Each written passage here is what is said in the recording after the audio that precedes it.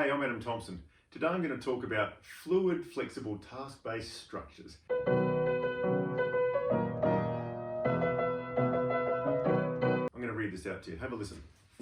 This is from a KPMG report on the things that will change from COVID. Ready? Heading: Remote work will break traditional management structures.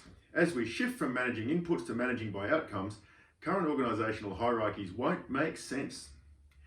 A shift to flatter and more fluid task-based structures will follow and require new management skills and changes to performance measurement and reward programs. Company culture will also need to be re-examined. Okay, once again, let's explain what hierarchy is for. There we have a hierarchy. The point of hierarchy, there's two. First one is time.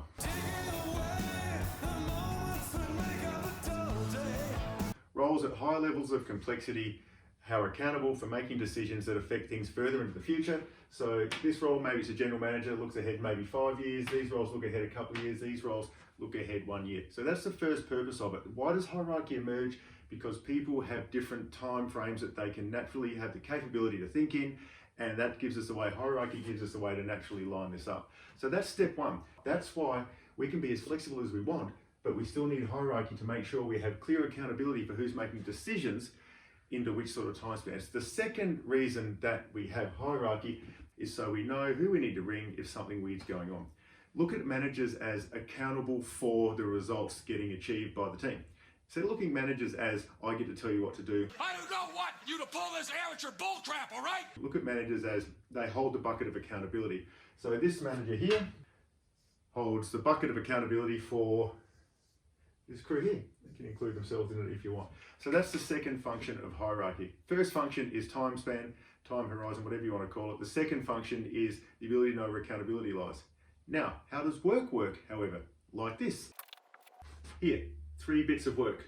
Let's call this one operational circle, and an initiative or a project, something that will end.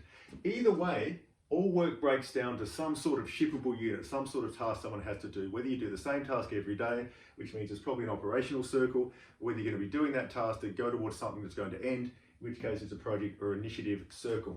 Now the point is, whenever we talk about organise around the work, it doesn't matter where you come from in the hierarchy. If you are needed to help that thing out, then you go along, which means this. That person might be there, and it might be someone from that area there as well. Maybe this person's here, and maybe even the manager's there.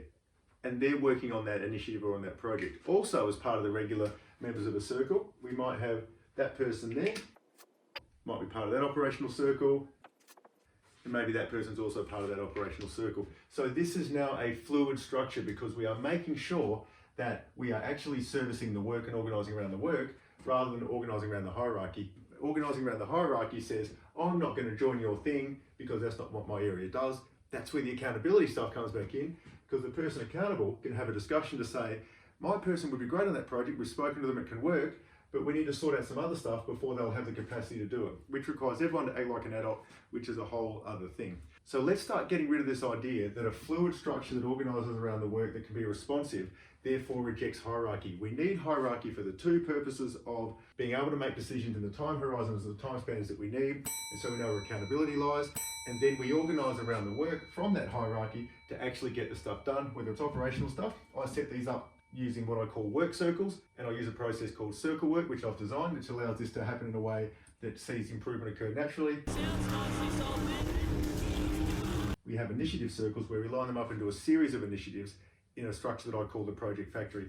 Circle work plus the project factory gives a fluid way to organise, which is based on and comes from and supported by the hierarchy rather than rejecting it. Do it this way, you'll be able to get rid of the battles that occur in your organisation. You can step out of that ridiculous, we don't need the hierarchy anymore argument, and you can get on and serve your customers.